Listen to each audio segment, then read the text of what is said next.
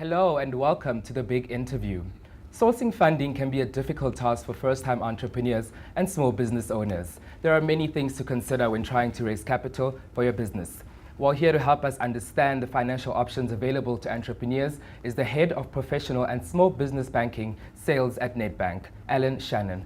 Alan, welcome to the show and thank you for joining us. It's a great pleasure to be here. Thanks for the opportunity. Now, when a bank receives an application from an entrepreneur for funding, what are some of the things that you consider? So it does depend on whether it's an entrepreneur who's starting out in entrepreneurship for the first time, or whether it's an entrepreneur that's been in business for some time. Most of what we see is actually from entrepreneurs that have been in business. And typically the type of things that we look for when specifically they're looking for funding is their track record.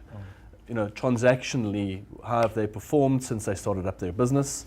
We will often ask for information that helps us understand and show us evidence of what that track record has been, whether it's in the form of bank statements held by us or with other institutions, financial statements, normally in the form of balance sheets and income statements, signed off by an accountant. So financial information is relevant. I think the other thing we look at as a bank is people's credit history. So it's one of the most important things people can pay attention to, because the moment you approach a bank and you come up to a bank with a credit history that perhaps is not as clean as we'd like it to be, you really are on the back foot when trying to seek finance from a bank in particular. And is that a difficult process? Is it difficult for entrepreneurs to get funding? It depends, because it depends on what they're looking for funding for. So money comes in many forms from banks. There's short-term funding, there's medium-term funding, there's long-term funding. So it really depends on where you're at in your business life. I think people that are looking for funding to kick off new businesses, it is difficult, because they've got to put a strong case together that says they have an idea or a concept that is solving a problem that they feel very strongly about, that they have potential orders in the pipeline, and are able to project what sort of their cash flow is going to look like. As they come to us well prepared, even if they are startups, it's difficult, but it's not impossible. I think banks typically are not the best source of fundings for startup finance. One of the things that's becoming more popular around the world, and particularly in South Africa, is crowdfunding.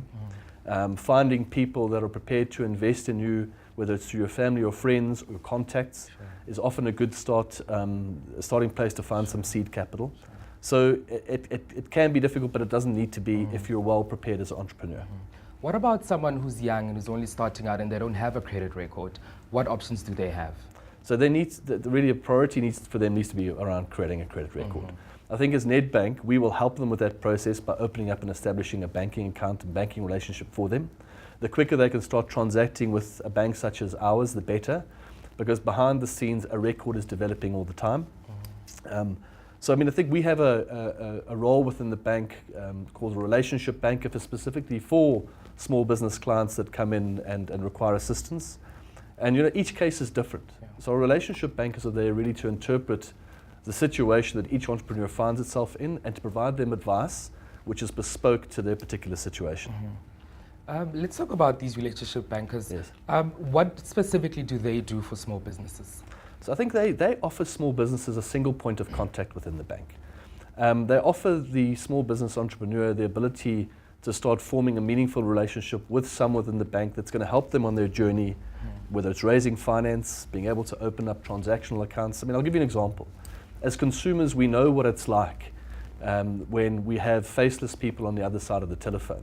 For instance, if we were seeking to engage with a mobile phone company around our bill, the chances are we're going to have to phone when we get through to a call center, and we're not quite sure who we're going to get hold of on the other side of the line. And when we call again, there's a very strong likelihood that we're not going to reach the same person. Now that's frustrating for consumers because they have to tell their entire story again. A relationship banker negates the need for that, because you have someone dedicated to your account, you tell your story once, they understand your business, and they walk through, they embark on this journey with you and provide you with all the advice and solutions you could need from a bank. Do you find that funding needs differ between different sectors? So someone who's in medicine might need different funding options as opposed to someone who's in manufacturing per se? 100%. So from one industry to the next, there's different requirements. One takes the retail industry for a second. Often there's a finance requirement to help them bring in stock.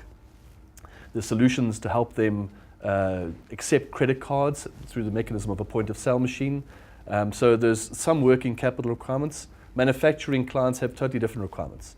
They've got to be able to fund the purchase of raw materials. They've got to fund the equipment that is required to be able to transform those raw materials into a product. And then they need short-term facilities to sort of bridge that period between when they invoice out these goods and when they eventually collect payment from their clients. Well, thank you so much for joining us. Really appreciate it. It's a pleasure. Thank you. And that's it from us at The Big Interview.